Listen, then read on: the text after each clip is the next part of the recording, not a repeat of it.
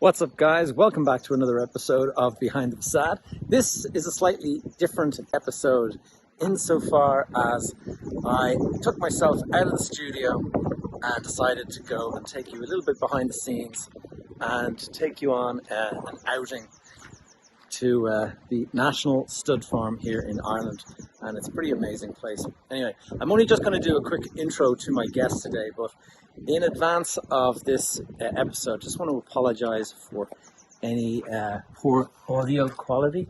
I'm actually using the phone, so if you're listening to this online, then it's if you're listening to audio only, poor quality sound, I guess. If you're on video, it's pretty interesting to go and see where I am right now. But anyway, just my guest today is Omni Casey. Now, Omni was born in Hawaii, so he's one of the further away guests that I've had on the podcast, although he does work in America. He was born in Hawaii, and great episode, lots of interesting stuff. Omni grew up in a family that didn't like talking about finance and money making and all that kind of stuff, and he actually became quite good at it, but didn't like to share his story. And so today is anyone who is kind of shy and don't like to talk about their story, don't like to talk about stuff, this is one for you. There's a lot of stuff to be learned from it, and a lot of stuff, sort of tactical stuff on how to get started in the real estate industry, how to buy property and things like that. So hope this is of value to you guys. Sorry about the poor quality audio, not only here now, but also in the episode itself. My microphone was out of order on the day of the recording, so I had to use the in-house or the computer's kind of inbuilt microphone, which probably isn't as good as the studio mic that I have. So without further ado, my conversation with Omni Casey.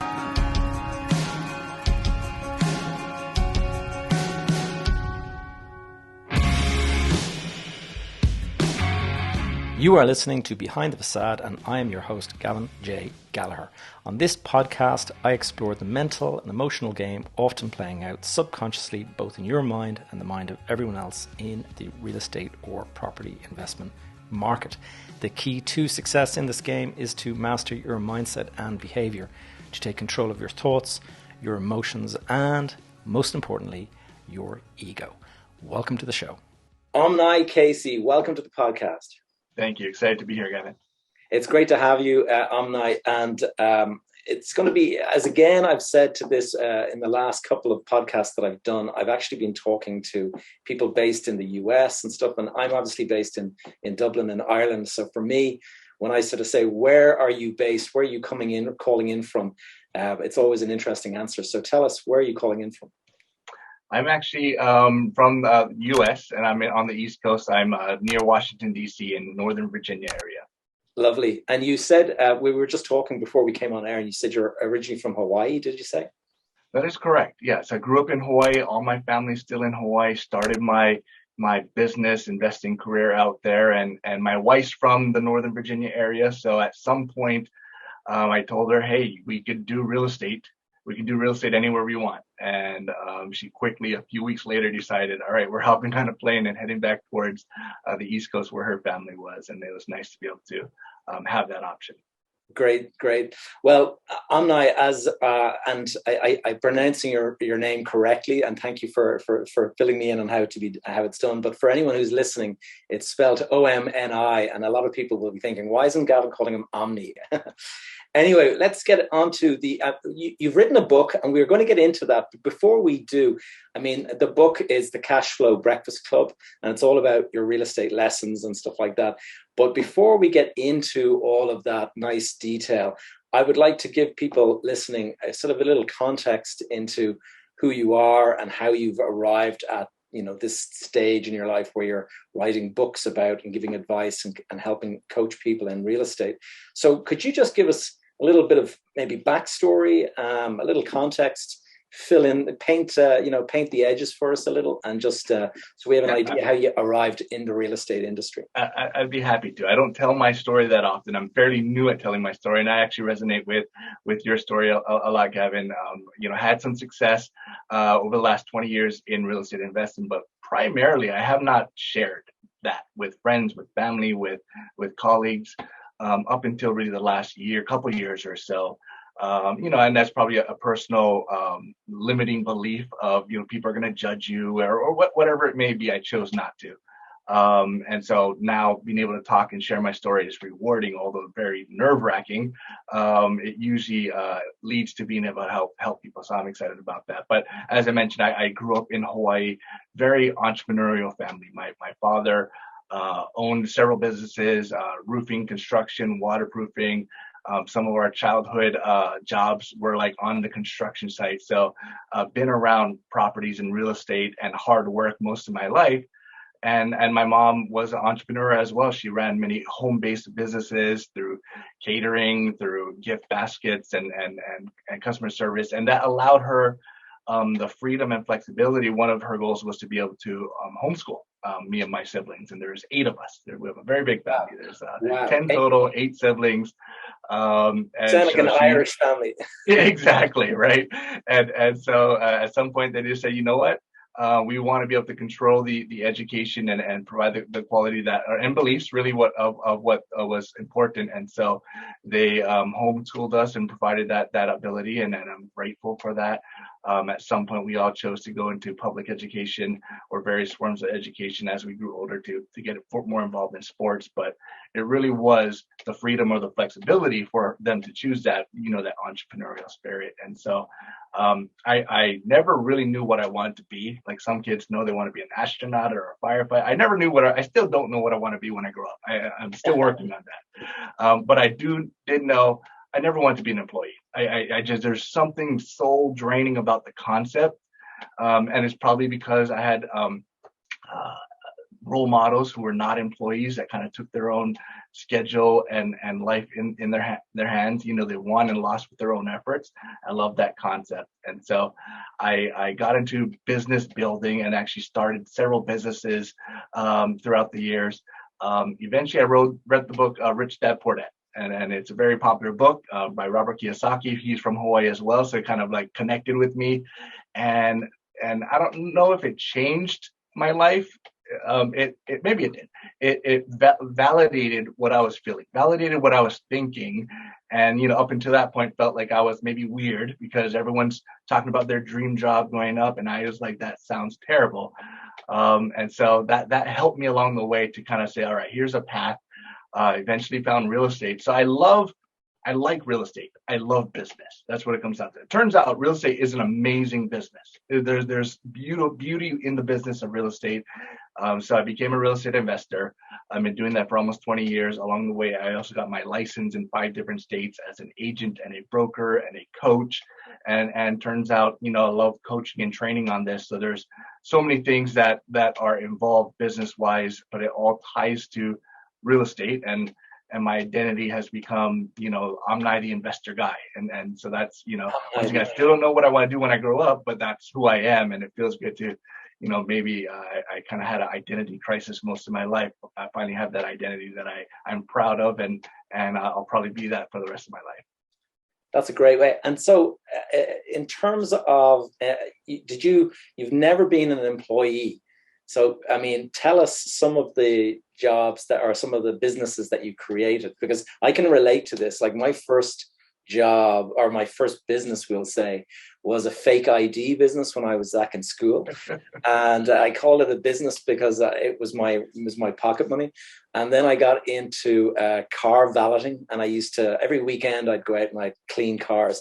And it was actually, in my view, it was very lucrative business compared to working in a bar or working in a cafe or something like that. I made, good money as far as I was concerned. So tell us about some of your early stage businesses that you started. I love that.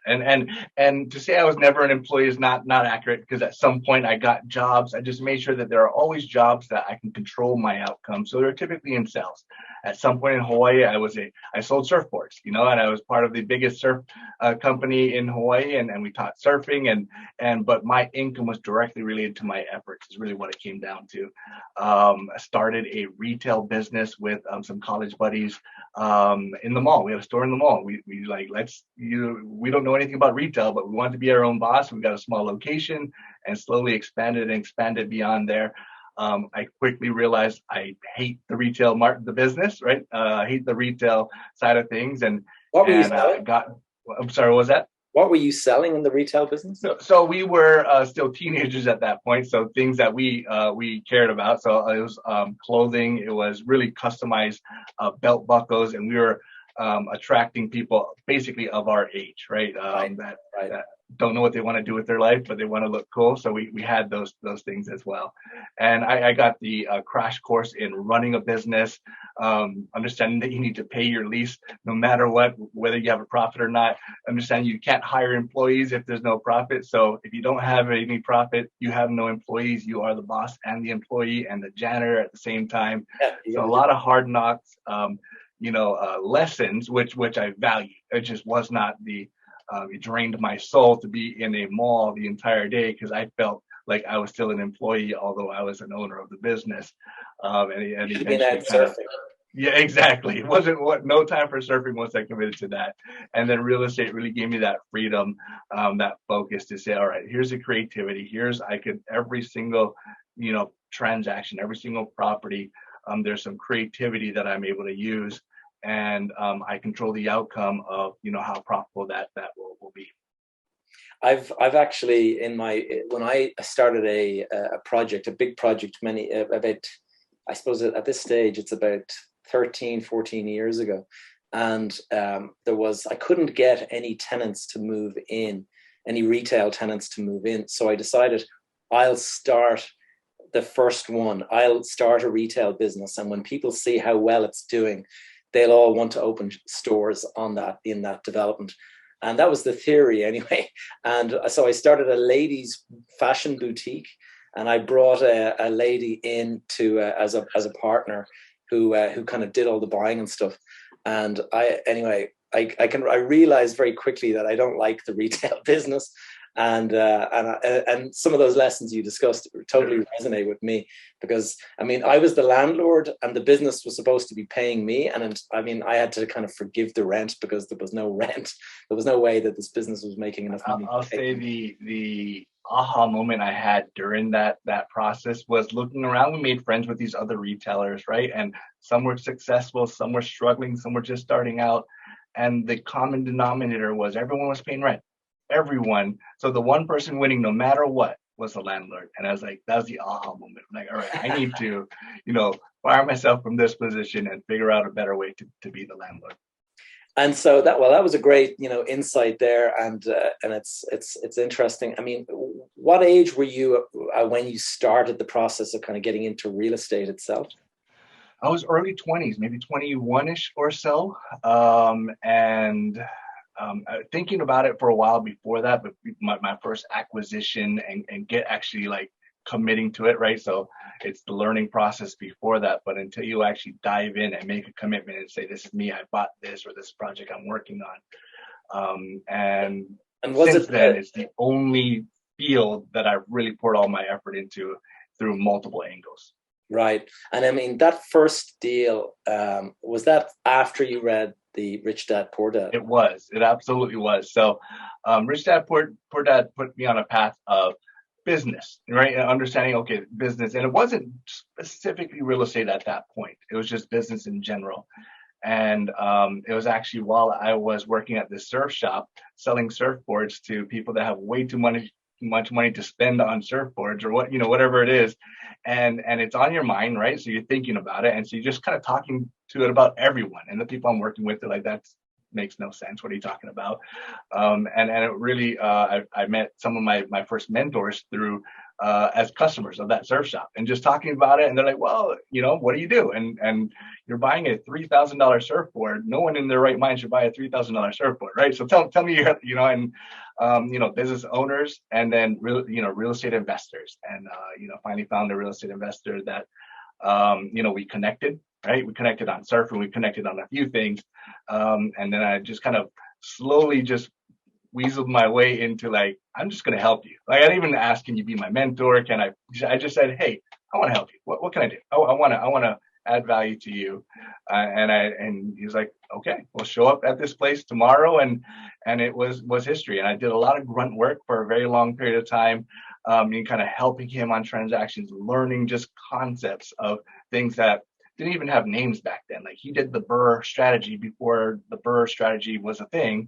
Yeah. And I was like, that's brilliant, right? And so, and taught me how to find off market deals and slowly be less grunt work and more of a partner by showing the value that I can bring him as well. And then eventually saved up enough money to finance and fund my own deal, and just kept snowballing that from that point forward. And tell me this, like, describe that that first deal that you did. Were you petrified, or by this stage were you confident? How were you feeling? Well, great question. So the first deal, it was with someone else, right? So it was, to be honest, I was extremely excited. I was like ready to jump in because he was really doing it, right? I was like learning, and so I give a lot of credit for people that can do their first deal on their own. Right now, I do a lot of deals on my own. Most of what I do is just me and my family. That being said, I don't know if I would have done that, right? Because I had the luxury of having a mentor, or at least someone that's willing to kind of let me partner and tag along. And so I kind of got the repetitions of the confidence before all my own efforts and all my own money was on the line. And by that point, I was just confident because I've done it a handful of times at that point. And when did you decide to kind of break away and do it by yourself? So it was probably a 1.5 to 2 year process with a few different, and once I got into the circle, I realized, all right, I need to be talking to more and more investors and learning, and so found several good people, in terms of the investor community still back in Hawaii. It was really when I realized that it's great learning from them, but most of what they're doing is in Hawaii, and it turns out Hawaii is really expensive, and I'm starting out. I don't have enough money to really do that. And I wasn't comfortable taking money from anyone else. I wasn't comfortable raising funds. I've never been comfortable with that. And it's not to say it's a great business plan. The reality is, because I wasn't ready to tell my story or talk about it, is almost like I got to figure out how to do this on my own. And that meant I need to find other markets that my investors were not my mentors were not investing in. And that's when I started looking at overseas, in the States, on the greater part of the U.S. and they weren't investing there. So that's when I kind of broke off within a 1.5 to 2 years to start finding my own cash flow rental properties, basically. And so did you move lock, stock and barrel to the US mainland, or were you trying to do it kind of remotely? I was doing it remotely for quite a while, actually. Okay. So I moved to the mainland maybe 11 years ago. But my investing career started way before that. So I got really good at being uncomfortable because I'm a very hands-on person, and I grew up in a construction background with my father, so I feel like I could do a lot of things, and actually it got easier for me as I started to invest remotely, because when I was investing in that area, the reality is I wanted to do a lot of the work myself. I wanted to go swing a hammer. I wanted to, right? And there's a certain satisfaction with that. But the reality is that's not scalable.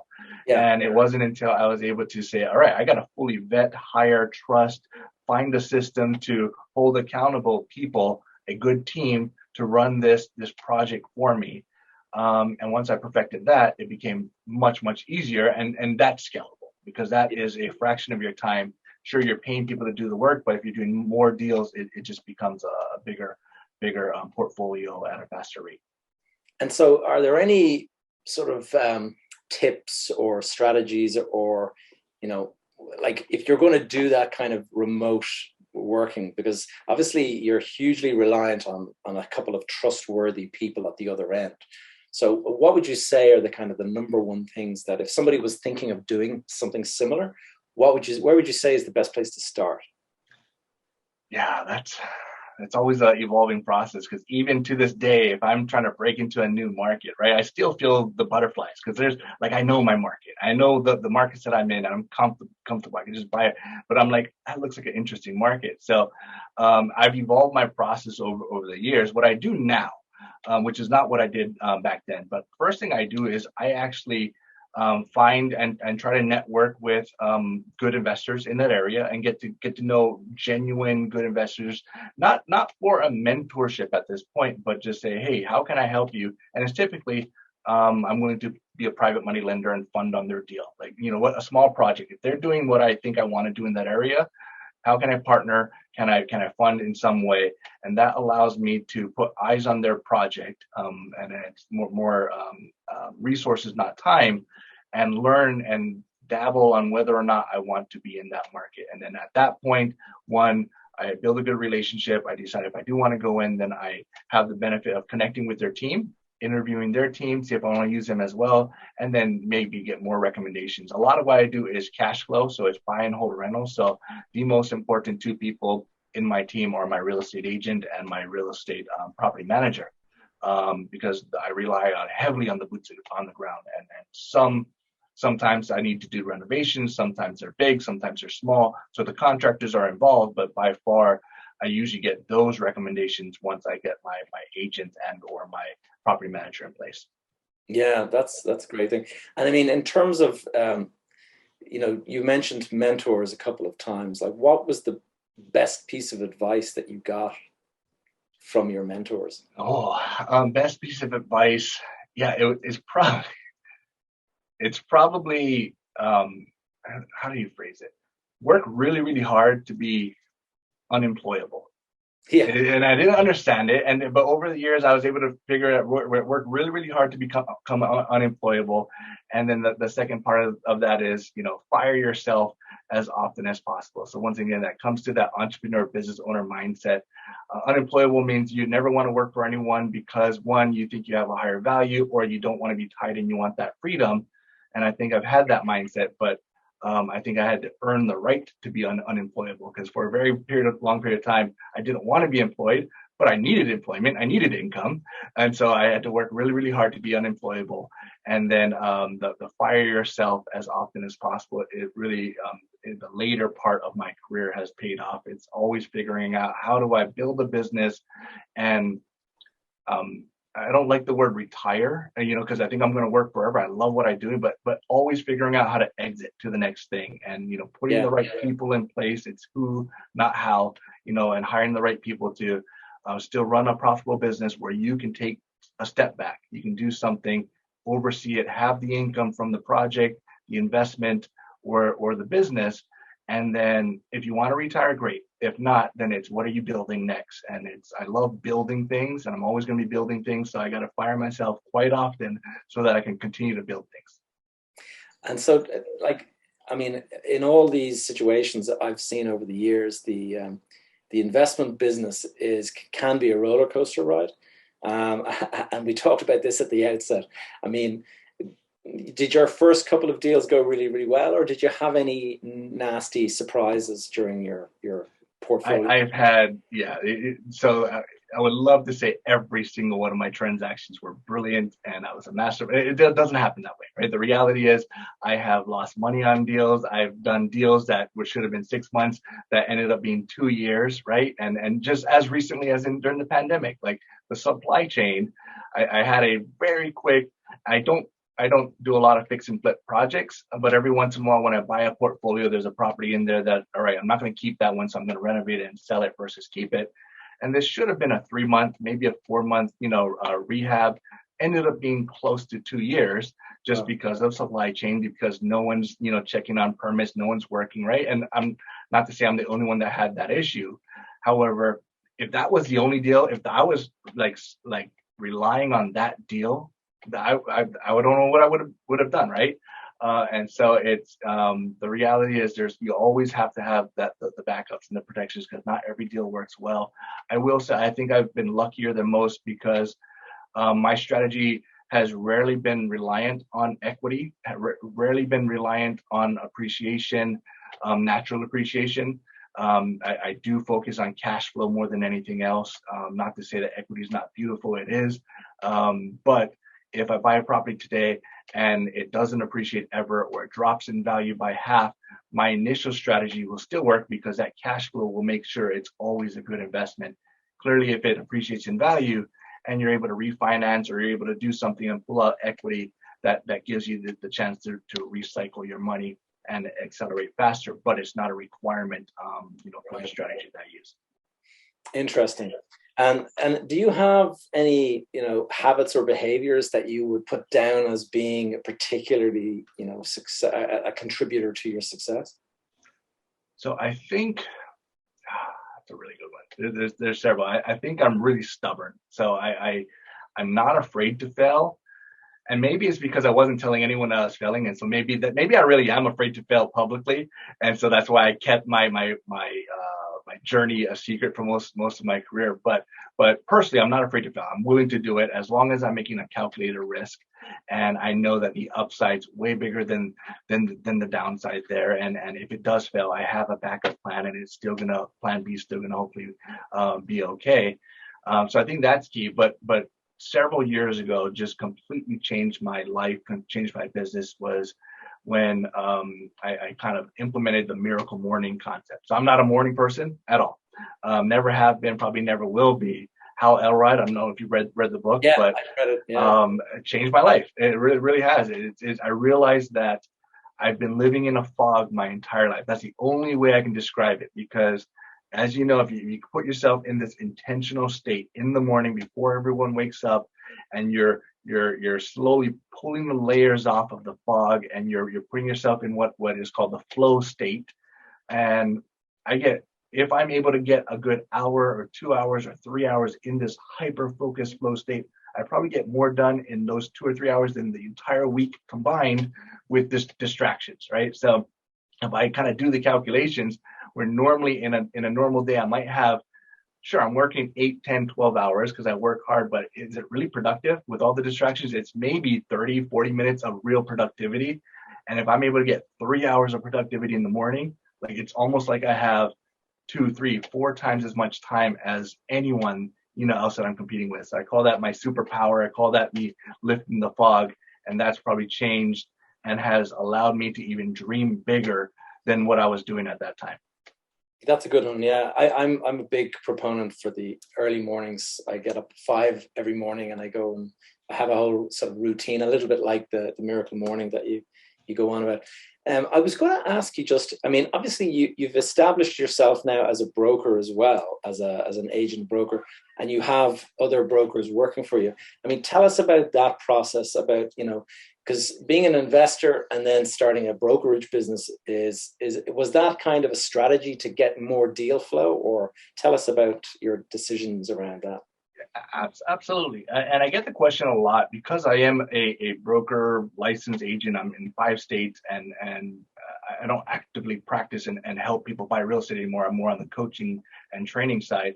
But a lot of people thinking about getting into real estate investing say, do I need to become a real estate agent? And I say, absolutely not, right? It's not a requirement by any means. I just didn't have access to a great agent when I started out. And, data is so much different now and things. So I'm glad I did. And I absolutely would want to do it over and over again if I had to do it over again. But I don't know if I would have. If I had an amazing real estate agent that knew how to help me in my unique needs as a real estate investor, it probably would have gone a different way. And so it was out of necessity I got my license, because I'm like, right, well, I need to control the information here. No agent that I talked about really knows, like, they don't even invest in real estate themselves. So how are they going to help me?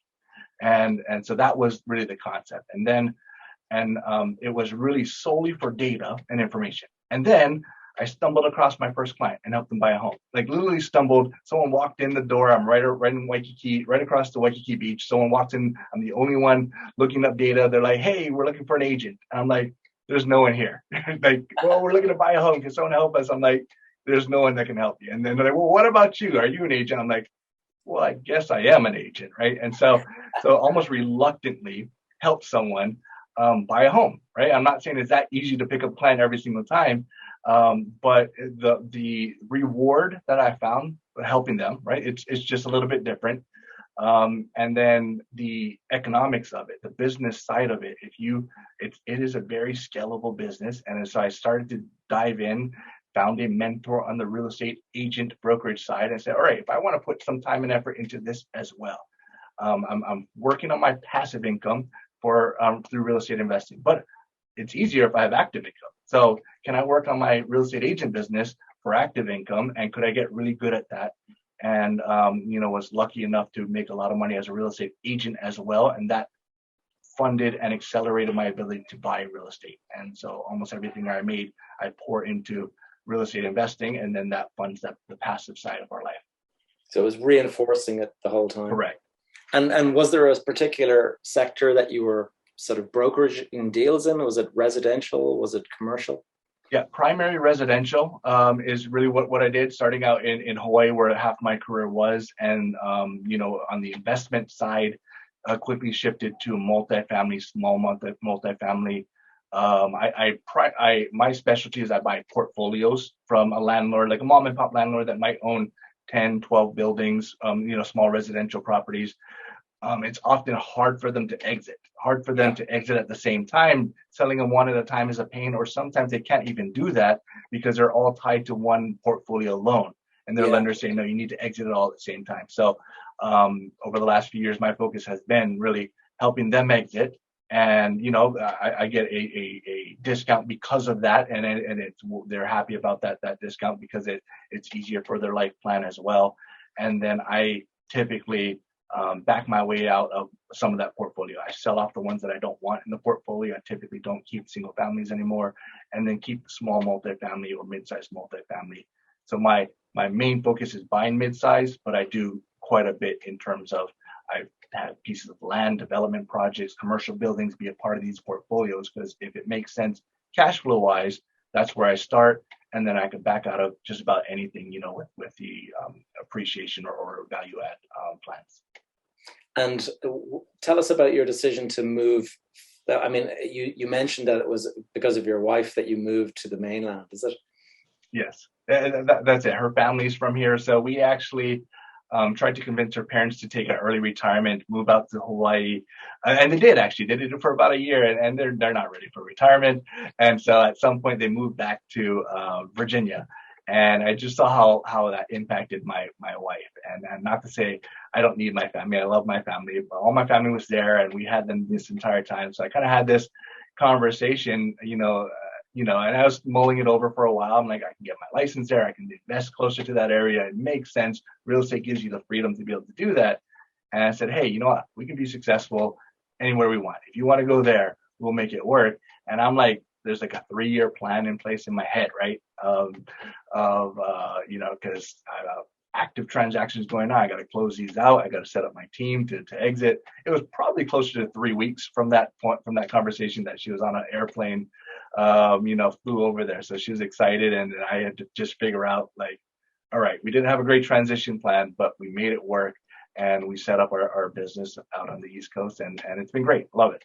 So a month, basically, between the decision and actually moving. Correct. That's pretty fast, yeah. I wouldn't recommend that to most people or anyone really. Not what I expected, but looking back, blessed that we had the opportunity to do that. And did you sell any of your Hawaiian portfolio, or did you retain it? Yeah, most of my Hawaii portfolio did get sold off. A lot of them had partnerships, starting out. And so moving forward, really tried to build our portfolio without partnerships, really. And so anything that was overcomplicated in terms of reporting and things like that, we did sell off. And so that's kind of what our decision-making process has been. Yeah, it's nice not to have anyone else involved in the deal. So it's kind of entirely. Yeah, it's still, and like I said, I like helping people. But I don't like reporting to anyone. I don't like having the obligation of, so it's just, my portfolio, I report to my wife, or my wife, checks it, but that's about it. And so it's a nice setup so far.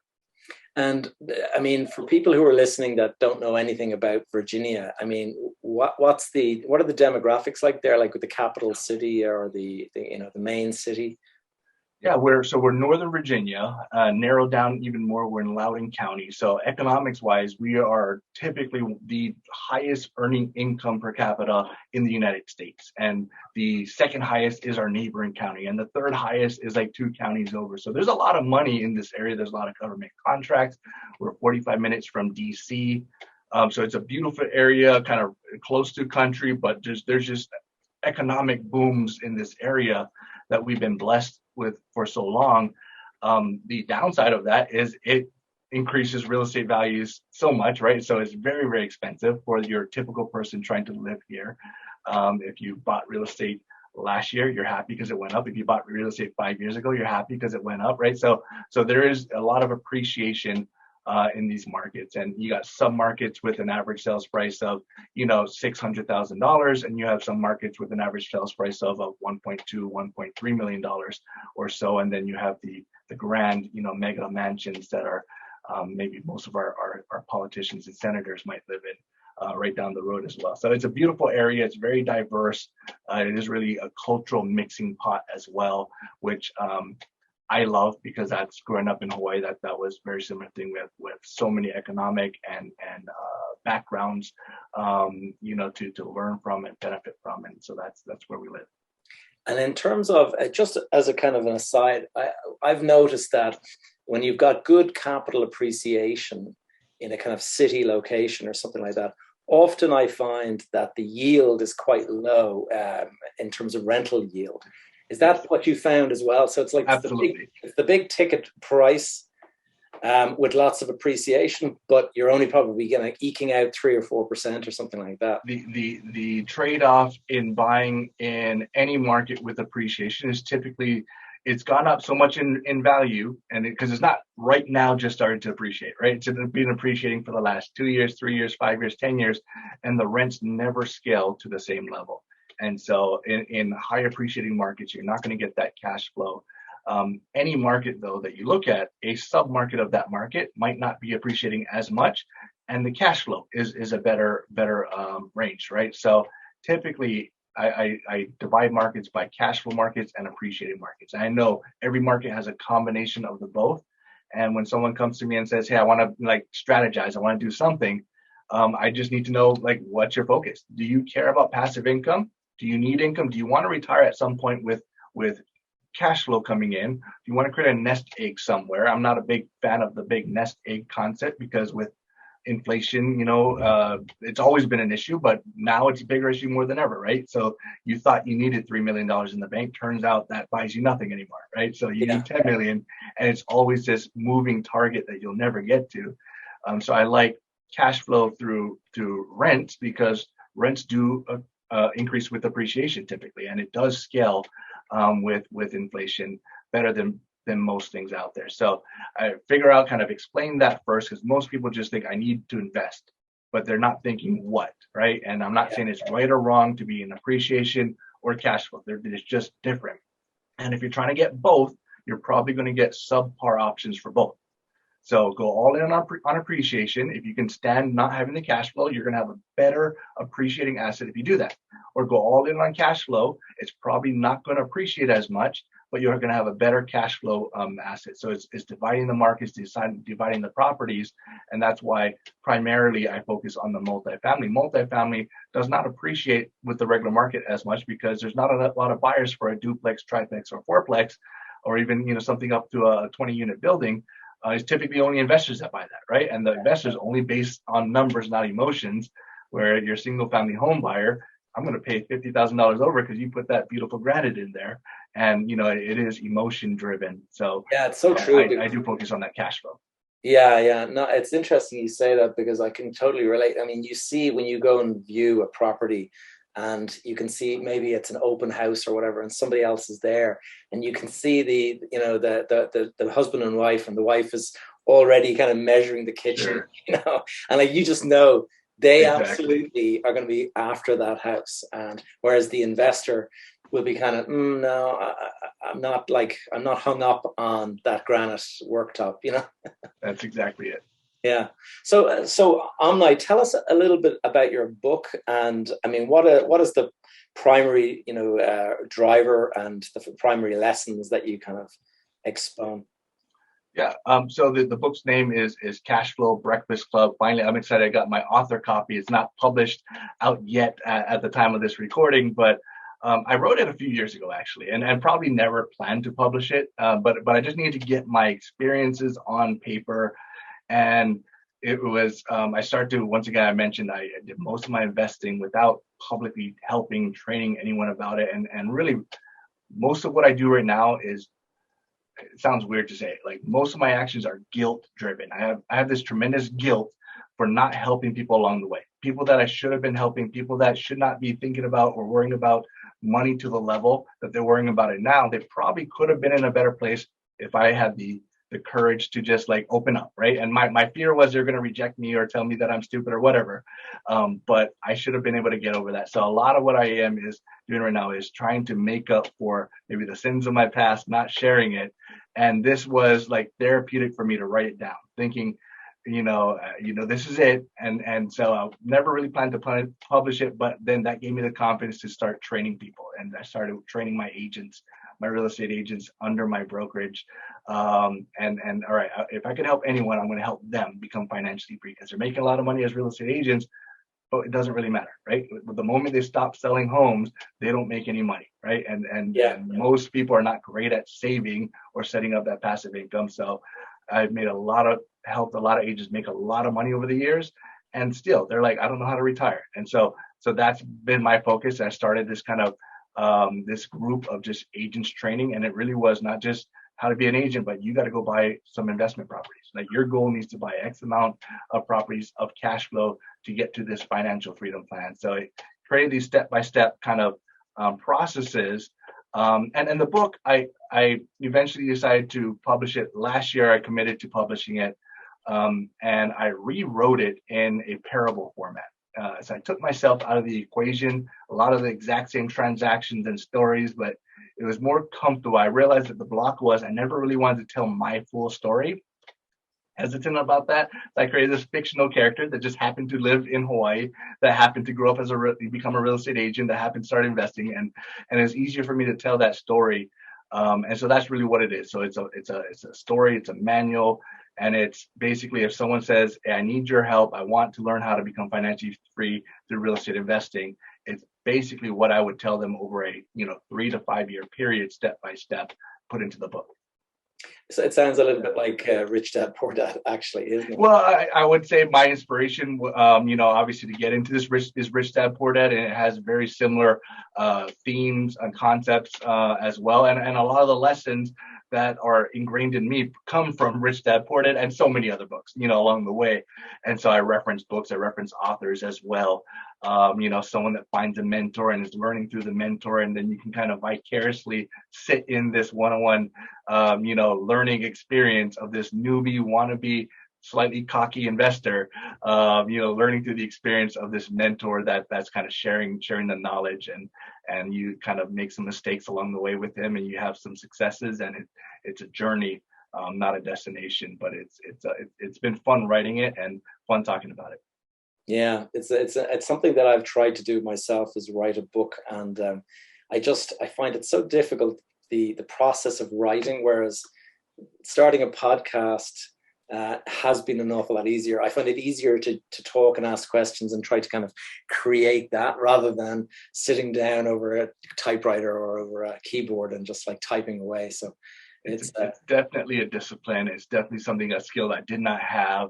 The Miracle Morning has a version for authors. So I read that. I'm like, all right, I'm already doing the Miracle Morning. Can I commit a segment of my time to just putting ideas on paper, right? Like I've taught thousands of classes and trainings over my life in terms of real estate. What can I pull from that and kind of just structure it? And they give you that structure. So I definitely would not have been able to just do it, but you're exactly right. The discipline is tough. And so your book will be out soon enough. Hopefully we'll get the link and we'll be able to. Yeah, we'll definitely make sure that we include the link. OmniTheInvestorGuy.com is probably where it's going to be.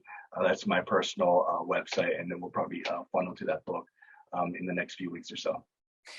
Just switching gears a little bit, Omni. I mean, as we're recording this, the 11th of March, we're 2 weeks into this awful Ukrainian invasion And I'm just curious. I mean, the gasoline prices are increasing and all of this kind of stuff. There's going to be we already had an inflation issue, but there's going to be a bigger inflation issue. Sure. Do you think that's going to impact the market in any way? Yeah, it's an odd time, right? It's a very odd time, and it's on the back of another very odd time, right? We're coming out of the pandemic, if we're officially coming out of that or not, but now we got to shift to this probably even bigger issue. Yeah. I don't know anyone in Ukraine. I had the benefit of going to a real estate mastermind a couple of weeks ago, and one of the attendees there, their parents, had family in Ukraine, and so you're able to, one, you just want to like cry almost, right? You just feel so bad for what's going on, but figuring out how do we kind of logically decide on things, and that same thing when COVID came along. One of the superpowers that anyone really can do is the ability to detach for a moment. Yeah. I don't know if you know who Jocko Willink is. I know Jocko. Very famous author. Great podcast. Right. And so he puts on this leadership training that's just amazing. And part of this investor group that I was a part of mastermind last week in Sedona, Arizona. One of the things is we got to like hire his team to take us through combat training, right? And like these laser guns, and you're going to give us something, and that's echelon front, isn't it?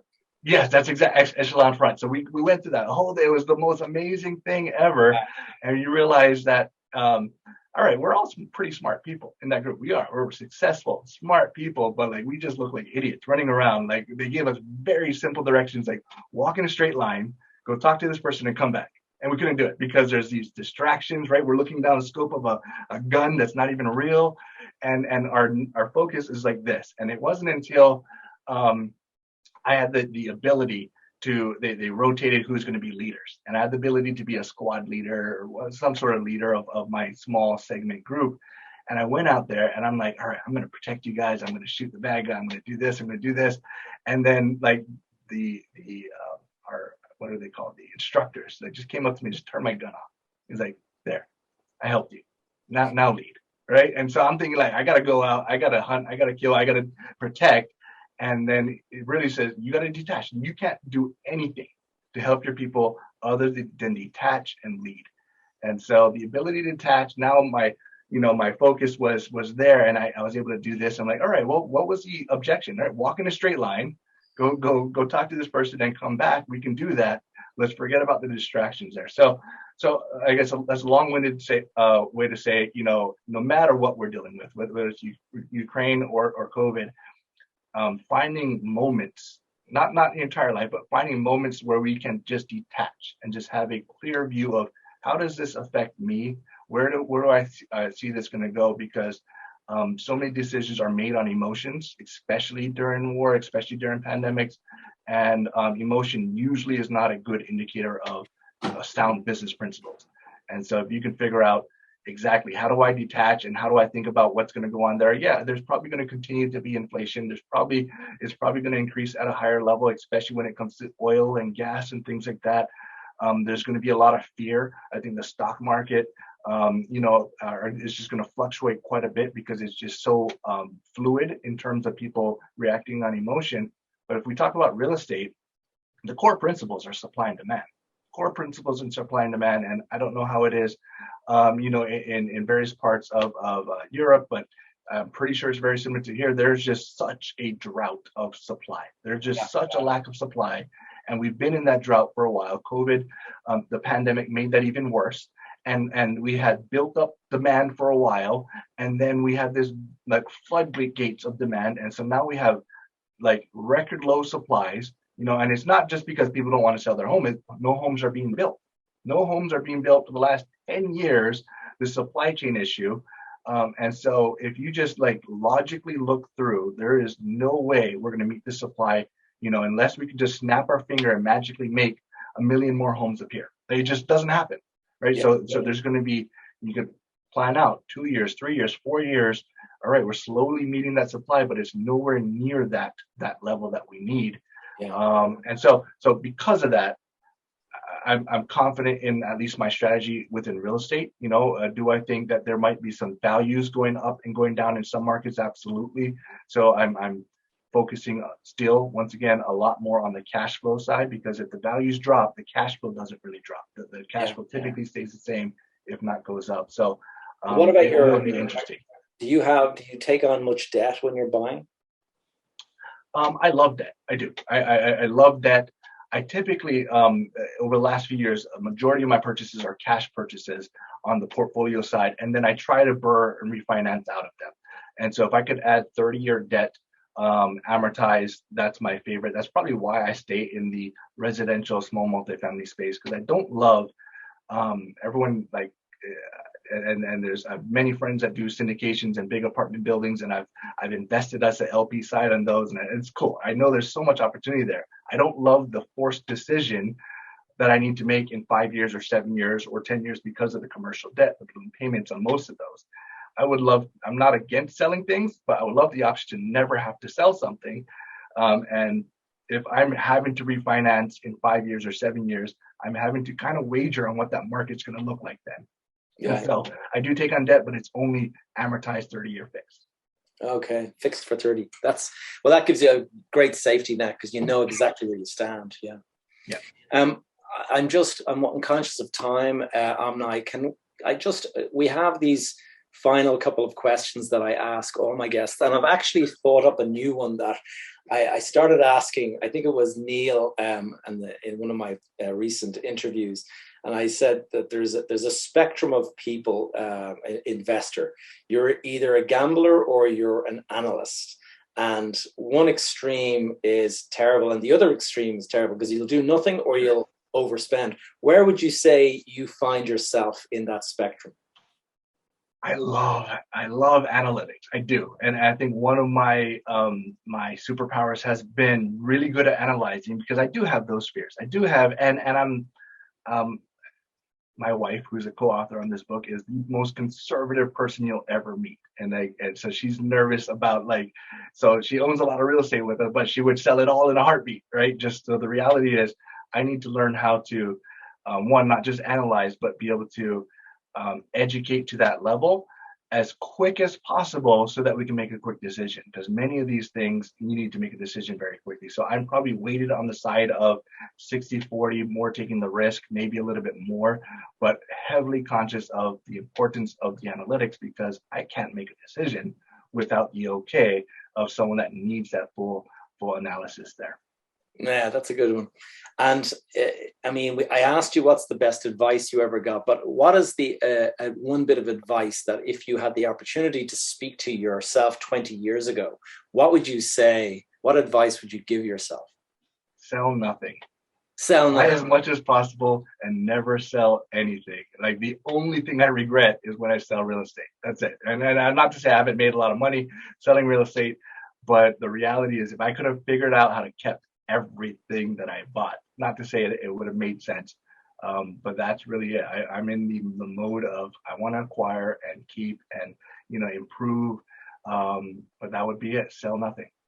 Yeah, it's funny when you look back at prices and you go, I can't believe I bought it for this and I sold it for that, and I thought I was doing great, selling at this big profit, and then 10 years on you look back and it's like, wow, if I just held on. Omni, thanks so much for your time today. If people, you did mention your website, could you just mention it again, just so people want to do Omni, the Investor Guy. That's my social media handles: Facebook, LinkedIn, Instagram, YouTube as well. And but the OmniTheInvestorGuy.com is where the book's going to be as well. Okay, and the book is The Cash Flow Breakfast Club. Correct. Well, congratulations on the book, Omni, and thank you so much for your time today. Thank you, Gavin. This is a pleasure. All right, guys, I hope you enjoyed my conversation with Omni Casey. He has a good book there that's coming out very soon called The Cash Flow Breakfast Club.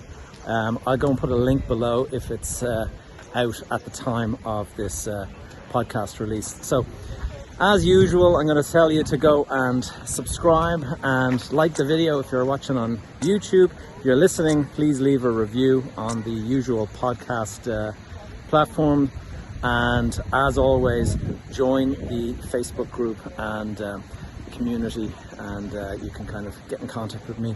One final thing I will say is, in a week's time, I'm going to be closing out the intake for the first mastermind course. So if you've stayed to the end of the video or the end of the podcast, this is your opportunity to join the program. If you're interested at all, let me know, get in contact, and I'll fill you in details. We've had a couple of last minute sign-ups in the last few days, so it looks like it's going to be a good course. So hope to catch you guys in the near future, and speak to you soon.